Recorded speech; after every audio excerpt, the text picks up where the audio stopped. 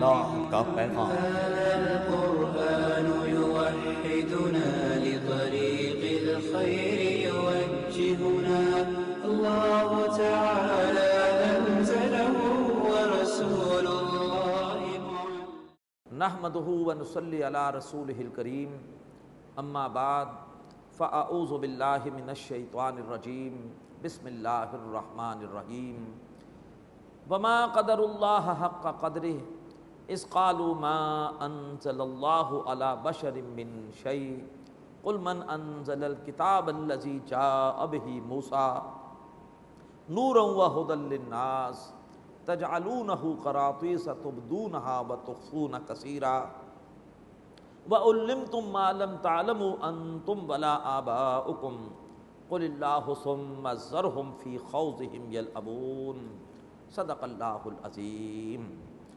رب اشرح لی صدری ویسر لی امری واحلل عقدۃ من لسانی یفقہوا قولی آمین یا رب العالمین۔ محترم حضرات اور معزز خواتین، سورہ صف میں اللہ تبارک و تعالیٰ کا ارشاد ہے وَمَنْ أَظْلَمُ مِمَّنِ افْتَرَىٰ عَلَى اللَّهِ الْكَذِبَ وَهُوَ يُدْعَىٰ إِلَى الْإِسْلَامِ۔ اس سے بڑھ کے ظالم کون ہوگا جو اللہ پر جھوٹ باندھے، اللہ کے ساتھ جھوٹ منسوب کرے جبکہ اسے اسلام کی دعوت دی جا رہی ہو۔ یہ اشارہ ہے یہود کی طرف، وہ کثرت سے جھوٹ بولتے تھے اور جھوٹ بھی اللہ کی طرف منسوب کرتے تھے۔ ان کے دو جھوٹ ہم سورہ آل عمران میں پڑھ چکے ہیں۔ ایک انہوں نے کہا کہ لیس علینا فی الامیین سبیل، ہمارے اوپر غیر یہودیوں کے بارے میں کوئی الزام نہیں ہے، ہم غیر یہودیوں کے ساتھ جو مرضی کریں اللہ ہمیں کوئی سزا نہیں دے گا، شریعت صرف یہودیوں کے باہمی معاملات کے لیے۔ اور ایک ان کا جھوٹ اس سے پہلے یہ آیا کہ ہم سے اللہ نے عہد لیا ہے کہ ہم کسی بھی رسول پر ایمان نہ لائیں جب تک ایسی قربانی پیش نہ کرے جسے آسمان سے آگ آ کر کھا جائے۔ اب اس کے بعد ان کا تیسرا جھوٹ آ رہا ہے، فرمایا وما قدر اللہ حق قدرہ، اور انہوں نے اللہ تبارک و تعالیٰ کو پہچانا نہیں جیسے کہ اللہ کو پہچاننے کا حق تھا۔ اذ قالوا ما انزل اللہ علی بشر من شیء، جب انہوں نے یہ کہا کہ اللہ نے آج تک کسی انسان پر کوئی کتاب نازل نہیں کی۔ اللہ تعالیٰ رب ہے، اللہ نے انسان کی ہر ضرورت کو پورا کرنا ہے، جہاں وہ انسان کے لیے مادی ضروریات پوری کرنے کا پورا انتظام کر رہا ہے، وہیں ہدایت انسان کی روحانی اور اخلاق کی ضرورت ہے، اور اس کے لیے اللہ تعالیٰ نے کتابیں نازل کی ہیں۔ ان بدبختوں نے اللہ کو پہچانا نہیں جیسے کہ پہچاننے کا حق ہے۔ جب انہوں نے یہ کہا کہ اللہ نے آج تک کسی انسان پر کوئی کتاب نازل نہیں کی، گئے مشرکین مکہ مدینے میں یہودیوں کے پاس کہ بھئی ہمیں بتاؤ، ہمیں کوئی ایسی دلیل دو کہ جس کے ذریعے ہم حضرت محمد صلی اللہ علیہ وآلہ وسلم کو زج کر سکیں اور ان کا اثر اپنے عوام پر سے ختم کر سکیں۔ تو انہوں نے کہا کہ جا کر کہہ دو اپنے لوگوں کو کہ یہ سب جھوٹ ہے، اللہ نے آج تک کوئی کتاب نازل نہیں کی۔ اس قدر بڑا جھوٹ یہود نے بولا۔ فرمایا قل من انزل الکتاب الذی جاء بہ موسیٰ، اے نبی ان سے پوچھئے کہ کس نے نازل کی تھی وہ کتاب جو موسیٰ علیہ السلام لے کر آئے تھے، اور اس کتاب میں دو نعمتیں تھیں، نوراً، اس کتاب میں نور بھی تھا، نور سے مراد ایمان کے بارے میں ساری تفصیلات بھی تھی، وہدن، اور اس میں عملی ہدایت بھی تھی، کیا کرنا ہے کیا نہیں کرنا، نوراً وہدی للناس، وہ کتاب جو نور بھی تھی اور ہدایت بھی تھی تمام لوگوں کے لیے۔ تجعلونہ قراطیسا، اے یہودیو تم نے اس کتاب کے کر دیے حصے بکھرے، تبدونہا، اس کے کچھ حصے کو تم ظاہر کرتے ہو، وتخفون کثیرا، اور اس کی بہت ساری باتوں کو تم چھپاتے ہو، وعلمتم ما لم تعلموا انتم ولا آباؤکم، اور اللہ نے تمہیں اس کتاب کے ذریعے سے وہ کچھ سکھایا جو نہ تم جانتے تھے نہ تمہارے باپ دادا جانتے تھے۔ قل اللہ، اے نبی ان سے کہیے کہ وہ کتاب اللہ نے نازل کی تھی، ثم ذرہم، پھر نبی چھوڑیے انہیں، فی خوضہم یلعبون، یہ اپنے اسی قسم کے مین بیخ میں، اپنے اسی قسم کے جھوٹی باتوں میں کھیلتے رہیں اور مذاق اڑاتے رہے۔ وَهَذَا کتاب انزلناہ مبارک، اور اب یہ کتاب ہے، کتاب موسیٰ کے بعد یہ کتاب ہے قرآن مجید، جو بڑی برکتوں والی ہے، مصدق الذی بین یدیہ، تصدیق کرنے والی ہے اس کتاب کی جو پہلے سے اس کے سامنے موجود ہے، وَلِتُنذِرَ أُمَّ الْقُرَىٰ، اور تاکہ نبی آپ اس کے ذریعے سے خبردار کریں بستیوں کی ماں کو۔ ام القریٰ بستیوں کی ماں، یعنی مرکزی بستی مکہ، جو کہ مرکزی شہر تھا پورے عرب کا، تاکہ آپ اس کے ذریعے سے مکے والوں کو خبردار کریں۔ ومن حولہا، اور پھر جو بھی مکے کے گرد ہیں، یہ دائرہ وسیع کرتے چلے جائیے تو پورا گلوب آ جائے گا، لیکن ابتدا ہوئی نور ہدایت کے پھیلنے کی مکے سے، اور پھر یہ پھیلتے پھیلتے پورے گلوب پر پہنچ رہا ہے۔ والذین یؤمنون بالآخرہ، تو وہ لوگ جو کہ آخرت پر ایمان رکھتے ہیں، جنہیں احساس ہے کہ مرنے کے بعد اللہ کے سامنے حاضر ہونا ہے، جواب دہی کرنی ہے، یؤمنون بہ، وہ اس کتاب پر ایمان لا رہے ہیں، وہم علی صلاتہم یحافظون، اور وہ اپنی نمازوں کی حفاظت کرتے ہیں۔ ایمان کا مظہر اول ہے نماز، اس لیے کہ ایمان لانے کے بعد پہلا عملی تقاضا کیا آتا ہے انسان کے سامنے؟ تھوڑی دیر بعد نماز پڑھو، نماز کا وقت ہو جاتا ہے۔ تو تصدیق کا اور ایمان کا مظہر اول ہے نماز۔ اللہ ہمیں پنج وقتہ نمازیں پڑھنے کی توفیق عطا فرمائے۔ ومن اظلم ممن افترى علی اللہ کذبا، اور اس سے بڑھ کے ظالم کون ہوگا جو اللہ تعالیٰ پر جھوٹ منسوب کرتا ہے۔ او قال اوحی الی ولم یوحی الیہ شیء، یا وہ جو کہتا ہے کہ میری طرف کوئی کلام وحی کیا جاتا ہے حالانکہ اس کی طرف کوئی کلام وحی نہ کیا جا رہا۔ یہ جھوٹے نبی کی مذمت ہے، جھوٹا دعویٰ کرے کہ میں نبی ہوں اور میری طرف کوئی کلام وحی کیا جا رہا ہے، وہ بھی بہت بڑا ظالم ہے۔ وَمَنْ قَالَ سَأُنزِلُ مِثْلَ مَا أَنزَلَ اللَّهُ، اسی طرح سے وہ بھی کہ جو یہ کہے کہ عنقریب میں بھی اس طرح کا کلام نازل کروں گا جیسے اللہ نے نازل کیا ہے۔ جب قرآن مجید میں چیلنج دیا گیا کہ اگر سمجھتے ہو کہ یہ اللہ کا کلام نہیں ہے، بندے کا کلام ہے، تو تم بھی مقابلے میں جیسا کلام پیش کرو۔ تو وہ کہا کرتے تھے ہم پیش کر دیں گے، بس عنقریب ہم بھی پیش کر دیں گے، لیکن پیش نہیں کر سکے۔ تو فرمایا کہ وہ بھی ظالم ہے جو کہتا ہے کہ میں اسی طرح کا کلام نازل کر دوں گا جیسے اللہ نے نازل کیا ہے۔ بَلَوْ تَرَىٰ إِذِ الظَّالِمُونَ فِي غَمَرَاتِ الْمَوْتِ، اور اے نبی کاش آپ وہ وقت دیکھیں جب کہ یہ ظالم ہوں گے موت کی سختیوں میں۔ ابھی موت کی سختیاں سامنے نہیں آئی، اس لیے اس طرح کے دعوے کر رہے ہیں، جھوٹ بول رہے ہیں۔ کاش آپ وہ وقت دیکھیں جب کہ یہ ظالم ہوں گے موت کی سختیوں میں۔ وَالْمَلَائِكَةُ بَاسِطُو أَيْدِيهِمْ، اور فرشتے ان کی طرف ہاتھ بڑھا رہے ہوں گے۔ اخرجوا انفسکم، نکالو اپنی جانیں۔ الیوم تجزون عذاب الہون، آج کے دن تمہیں بدلے میں دیا جائے گا ذلت والا عذاب۔ بما کنتم تقولون علی اللہ غیر الحق، اس وجہ سے کہ تم اللہ تعالیٰ کے بارے میں ناحق قسم کی باتیں کہتے تھے۔ وکنتم عن آیاتہ تستکبرون، اور تم اللہ تبارک و تعالیٰ کی آیتوں کے حوالے سے تکبر کرتے تھے، اللہ کے احکامات کے سامنے سر نہیں جھکاتے تھے۔ وَلَقَدْ جِئْتُمُونَا فُرَادَىٰ كَمَا خَلَقْنَاكُمْ أَوَّلَ مَرَّةٍ، اور تم ہمارے پاس ایک ایک کر کے اسی طرح سے آ گئے ہو جیسے کہ ہم نے تمہیں پہلی بار تخلیق کیا تھا۔ کیا مراد ہے اس سے پہلی بار تخلیق کیا تھا؟ یہ اشارہ ہے ازل میں اس عہد کی طرف جب کہ اللہ نے تمام روحوں کو جمع کر کے ان سے عہد الست لیا تھا۔ ہمارے ہاں بعض ایسے بھی مفکرین ہیں جو روح کے الگ وجود کو نہیں مانتے، ان کے نزدیک روح اور جان میں کوئی فرق ہی نہیں ہے، حالانکہ روح اور ہے، جان اور ہے۔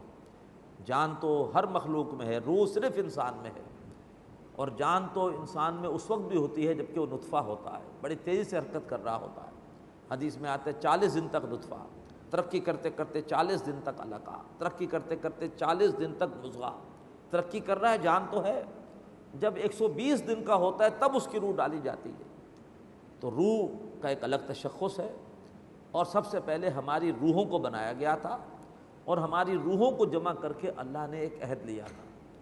یہ آیت سمجھ میں نہیں آئے گی اگر یہ پورا تصور ہمارے سامنے نہ ہو کہ ایک ہمارا اجتماع پہلے ہو چکا ہے ازل میں، اور ویسے ہی اجتماع ہمارا ایک آخرت میں ہوگا۔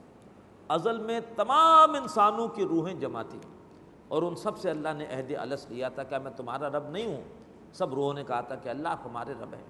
پھر اللہ نے روحوں کو سلا دیا، اور اب ایک ایک روح کو باری باری اٹھا کر، اور جب اس کا مادی جسم ہوتا ہے 120 دن کا، تو اس میں وہ روح ڈال دی جاتی ہے اور وہ جسم کے ساتھ دنیا میں آ جاتی ہے۔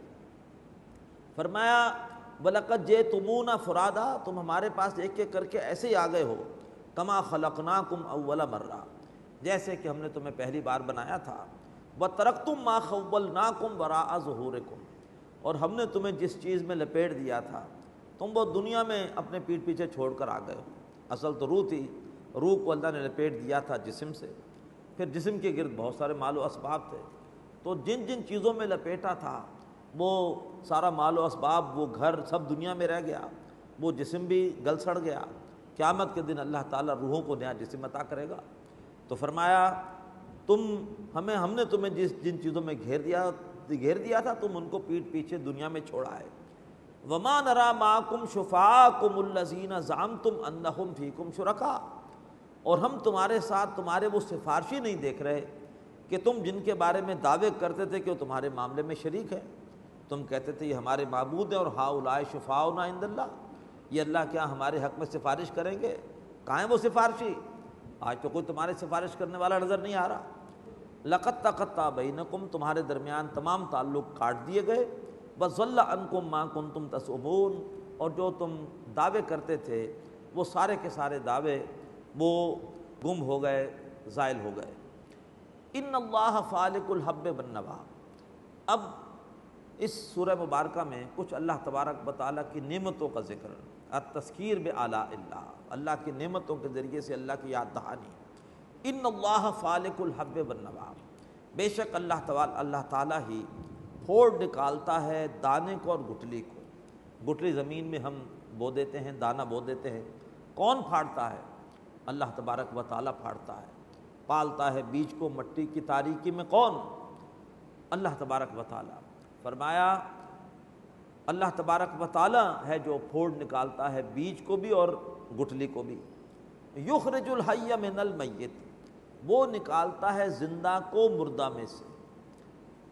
بظاہر بیج مردہ ہوتا ہے، اللہ تعالیٰ اس میں سے زندہ پودا نکال دیتا ہے۔ وَمُخْرِجُ الْمَيِّتِ مِنَ الْحَيِّ، اور اللہ ہی نکالنے والا ہے مردہ کو زندہ میں سے، موت اللہ کے اختیار میں ہے۔ ذالکم اللہ، وہ ہے اللہ۔ فَأَنَّىٰ تُؤْفَكُونَ، تم کہاں سے پھرائے جا رہے ہو؟ یہ تمہارے مذہبی پیشوا، یہ پنڈت، یہ پادری، یہ پروہت، یہ پجاری، یہ تمہیں کس طرف لے جا رہے ہیں؟ یہ اپنے نذرانوں کے لیے یہ تمہیں شرک کی پٹیاں پڑھا رہے ہیں۔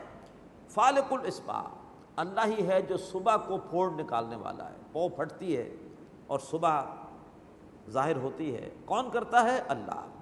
وجعل اللیل سکنا، اور اللہ تعالیٰ نے رات کو بنایا ہے سکون کے لیے۔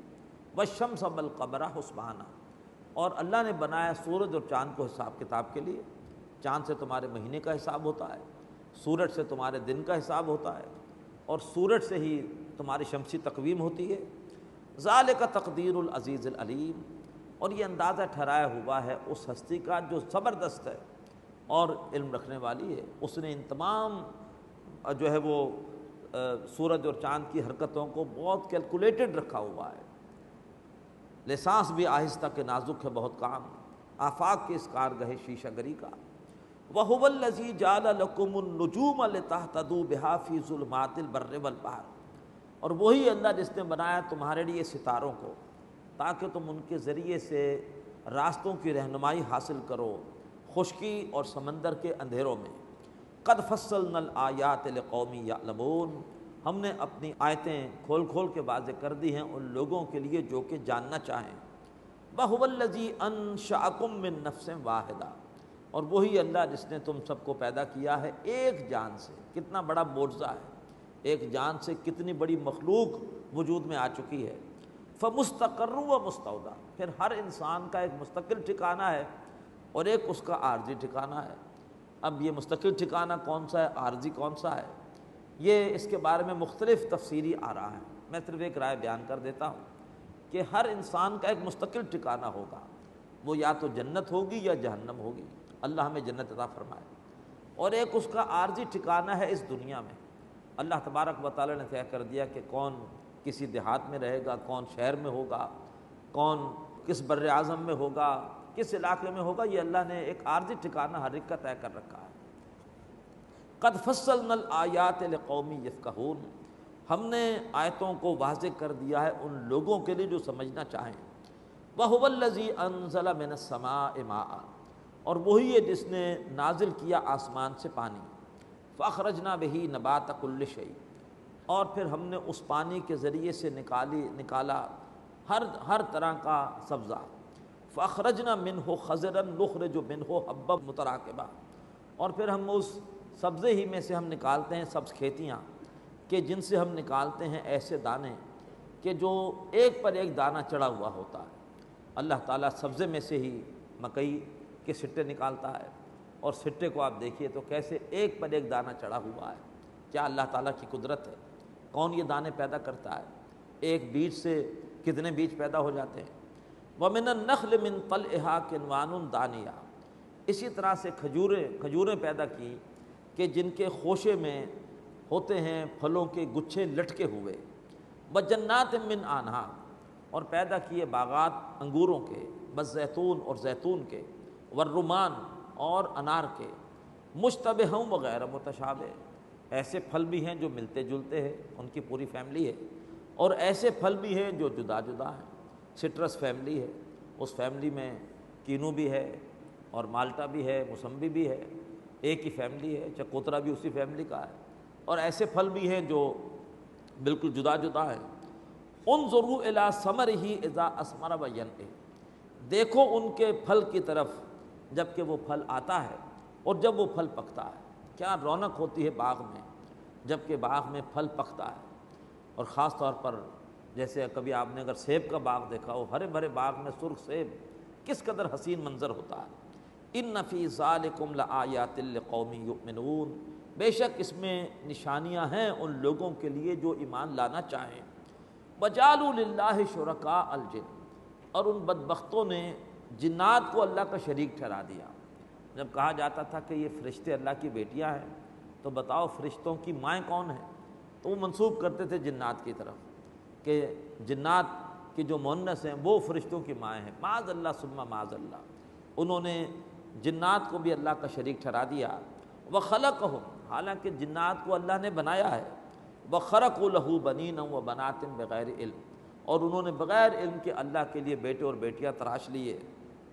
سبحانہ وتعالی عما یصفون، وہ اللہ تعالیٰ پاک ہے اس جھوٹ سے جو وہ گھڑ رہے ہیں۔ بدیع السماوات والارض، اللہ تعالیٰ عدم سے وجود میں لانے والا ہے آسمانوں کا اور زمین کا، کچھ بھی نہیں تھا، اللہ تعالیٰ نے بالکل عدم سے آسمان اور زمین پیدا فرما دیے۔ انا یکون لہ ولد، اللہ تعالیٰ کے بیٹا کیوں کر ہو سکتا ہے؟ ولم تکن لہ صاحبہ، جبکہ اس کی کوئی بیوی ہے ہی نہیں۔ بتاؤ کون ہے اللہ کی بیوی؟ عیسائی یہ نہیں کہتے کہ God the father, God the son and God the wife, یہ جرت ان کی بھی نہیں ہے، گاڈ دی مدر کہہ دیں گے۔ فرمایا بتاؤ اللہ تعالیٰ کی بیوی کون ہے؟ وخلق کل شیء، اللہ نے تو ہر چیز کو بنایا ہے، وہ خالق ہے۔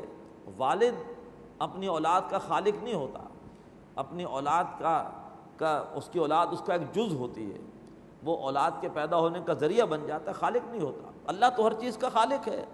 وَهُوَ بِكُلِّ شَيْءٍ عَلِيمٌ، اور وہ اللہ ہر چیز کا علم رکھتا ہے۔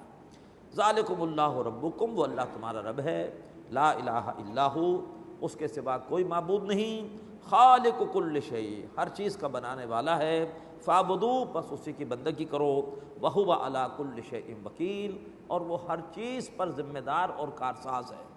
لا تدرک الابصار، نگاہیں اس اللہ کو نہیں دیکھ سکتی، وَهُوَ يُدرِكُ الابصار، اور وہ نگاہوں کو دیکھ سکتا ہے، لیکن اس دنیا کی حد تک۔ البتہ عالم آخرت میں سورہ قیامہ میں آ جائے گا کہ الی ربھا ناظرہ، اللہ کے نیک بندے اپنے رب کو دیکھ رہے ہوں گے، جنت میں دیدار ہوگا۔ یا پھر معراج کی شب ایک روایت یہ ہے کہ اللہ کے رسول نے اللہ تعالیٰ کو دیکھا، حضرت علی اس کے قائل ہیں، حضرت عباس اس کے قائل ہیں، حضرت عائشہ اس کی قائل نہیں ہے، لیکن بہرحال ایک رائے ہے، وہ خاص ایک کیفیت تھی، معجزہ تھا۔ اس دنیا میں اس زمین پر انسان کے لیے ممکن نہیں ہے کہ وہ اللہ کو دیکھ سکے، نگاہیں اس کو نہیں پا سکتی، اور وہ نگاہوں کو پا لیتا ہے۔ وَهُوَ اللطیف الخبیر، اور وہ اللہ تعالیٰ بڑا باریک بین ہے اور باخبر ہے۔ پھر یہاں پہ لفظ آیا ہے یدرکو، ادراک کرنا، پوری طرح سے احاطہ کرنا۔ روز قیامت بھی جو اللہ کے نیک بندے دیکھیں گے اللہ کو تو پوری طرح احاطہ نہیں کر سکیں گے، بس ایک خاص اس کا دیدار کر لیں گے، جبکہ اللہ تعالیٰ تو پوری طرح سے ہمارا احاطہ کیے ہوئے، ہماری ہر چیز کو دیکھتے، ہر چیز سے واقف ہے۔ قد جاءکم بصائر من ربکم، تمہارے پاس تمہارے رب کی طرف سے آنکھیں کھول دینے والی دلیلیں آ چکی ہیں۔ فمن ابصر فلنفسہ، تو اب جس نے اپنی آنکھیں کھولنی، ہدایت پر آ گیا، وہ ہدایت پر آیا اپنے ہی بھلے کو۔ ومن عمی فعلیہا، اور جو اندھا بنا رہا اس کا نقصان اسی کو پہنچے گا۔ وما انا علیکم بحفیظ، اور میں تمہارے اوپر کوئی ذمہ دار نہیں ہوں۔ وکذالک نصرف الآیات، اسی طرح سے ہم آیتوں کو پھیر پھیر کے بیان کرتے ہیں۔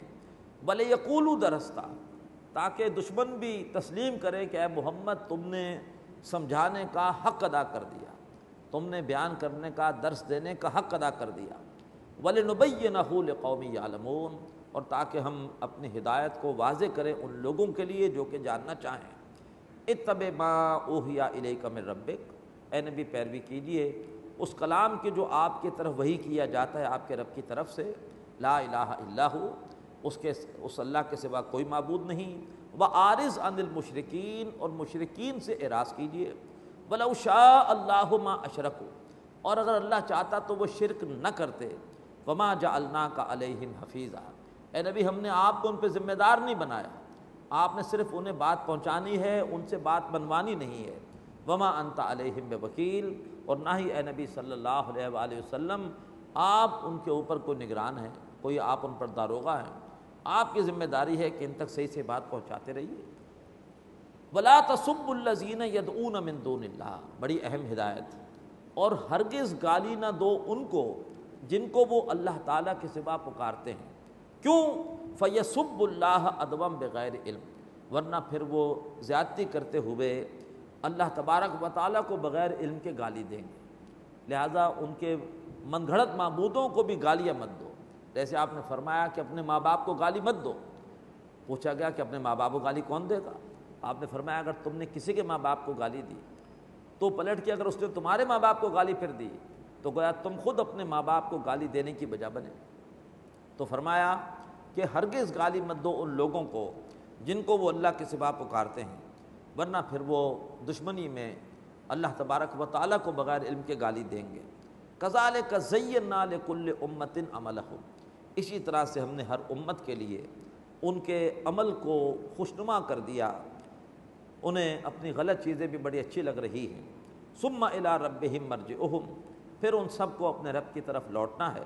فینبئہم بما کانوا یعملون، تو پھر وہ اللہ انہیں بتا دے گا جو کچھ کے عمل وہ کرتے رہے۔ واقسموا باللہ جہد ایمانہم، اور وہ قسمیں کھاتے ہیں اللہ کی اپنی قسموں میں بڑا زور پیدا کرتے ہوئے۔ لئن جاءتہم آیۃ، کہ اگر ان کے پاس کوئی معجزہ آ جاتا، ان کی فرمائش کے مطابق وہ معجزہ دکھا دیا جاتا، لَيُؤْمِنُنَّ بِهَا، وہ اس معجزے پر ایمان لے آتے۔ قل، اے نبی انہیں بتا دیجئے، انما الآیات عند اللہ، بے شک معجزے سارے کے سارے اللہ کے اختیار میں ہیں۔ وما یشعرکم، اور اے مسلمانوں تمہیں کیا پتا، انہا اذا جاءت لا یؤمنون، اگر معجزہ آ بھی جائے تب بھی ایمان نہیں لائیں گے۔ معجزہ دیکھ کر بھی بدبخت کہیں گے یہ جادو ہے، یہ تو نہ صرف خام خواہ ایک بہانہ ان کو مل گیا ہے اللہ کے رسول صلی اللہ علیہ وسلم کو تنگ کرنے کا۔ معجزہ دیکھ بھی لیں تو قوم سمود کی طرح ایمان نہیں لائیں گے۔ قوم سمود نے بھی اونٹنی دیکھی تھی اور پھر کہا تھا کہ یہ اونٹنی جادو ہے، معجزہ نہیں ہے، اور قوم ہلاک ہو گئی تھی۔ وَنُقَلِّبُ أَفْئِدَتَهُمْ وَأَبْصَارَهُم، بڑی سخت آیت ہے، اور ہم الٹ دیتے ہیں ان کے دل اور ان کی آنکھیں، کما لم یؤمنوا بہ اول مرہ، جیسے کہ وہ پہلی بار جب حق سامنے آیا تو وہ ایمان نہیں لائے۔ پہلی بار جب ہمارے سامنے حق آتا ہے اس وقت ہمیں حق سب سے زیادہ ہلا دیتا ہے۔ اللہ تعالی ہمیں توفیق دے کہ اس وقت حق کو قبول کر کے حق کا ساتھ دے۔ اگر اس وقت ہم نے کسی وجہ سے حق کی آواز کو دبا دیا، جب دوبارہ حق کی آواز آئے گی اب ہم پہ اتنا اثر نہیں ہوگا، اس لیے کہ ہم پہلے ہی کوئی نہ کوئی بہانہ اس حق کو ریجیکٹ کرنے کا، اس حق کو نظر انداز کرنے کا ہم سوچ چکے ہوتے ہیں۔ تو فرمایا کہ پہلی بار حق آئے اور کوئی شخص نہ مانے تو اللہ تعالیٰ پھر سزا دیتا ہے اس کو، اللہ تعالیٰ اسے پھر حق کی قبولیت سے محروم کر دیتا ہے۔ اللہ ہمیں اس محرومی سے محفوظ فرمائے۔ اللہ جو بھی حق ہمارے سامنے آ رہا ہے اللہ اسے قبول کرنے اور اللہ ہمیں اس کا ساتھ دینے کی توفیق عطا فرمائے۔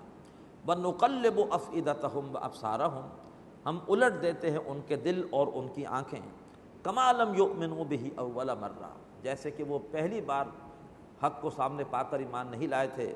وَنَذَرُهُمْ فِي طُغْيَانِهِمْ يَعْمَهُونَ، اور ہم ان کو چھوڑ دیتے ہیں کہ وہ اپنی سرکشی میں بہکے چلے جاتے ہیں۔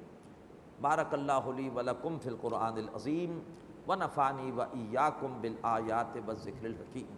هذا القرآن يوحدنا لطريق الخير